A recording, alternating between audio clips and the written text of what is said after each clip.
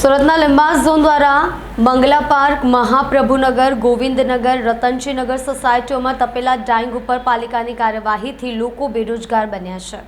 સુરતના લીંબાસ ઝોન વિસ્તારમાં મંગલા પાર્ક, મહાપ્રભુનગર, ગોવિંદનગર, રતનજીનગર સોસાયટીમાં 100 જેટલા તપેલા ડાઈંગ સ્થળ કરવામાં આવ્યા છે।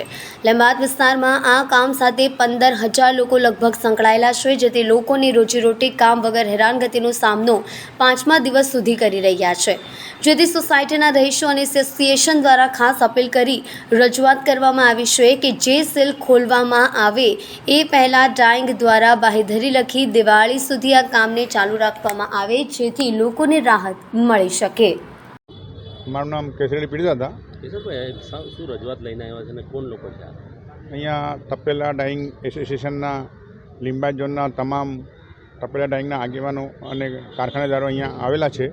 અહીંયા કોર્પોરેશને જે સીલિંગનું કામ ચાલુ કર્યું છે, તો અમારી એમને એટલી જ વિનંતી હતી કે ભાઈ દિવાળી સુધીનું ટાઈમ આપીને આ લોકોને નોટિસ આપતે તો આ લોકોને રોજીરોટીનો પ્રશ્ન નડતે નહીં। અને અહીંયા જે ડાઈંગને એક કારખાનામાં કમસે કમ 10 થી 20 કારીગરો છે, તેના અંદાજે તમે ગણી લો કે કેટલા બધા લોકોને રોજીરોટીની અસર પડી રહી છે, જે બિલકુલ ગેરવ્યાજબી છે। તેના માટે અમારી તંત્ર અને પ્રશાસનને ખાસ અપીલ છે કે આ લોકોને દિવાળી સુધીનો ટાઈમ આપો અને બાંહેધરી લખીને સીલ ખોલવાની કાર્યવાહી કરવામાં આવે એવી અમારી રજૂઆત છે।